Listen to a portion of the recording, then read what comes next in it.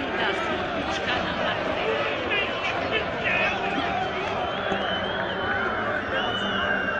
I divim se samo njima. Ovi će se bio sad, gledaj.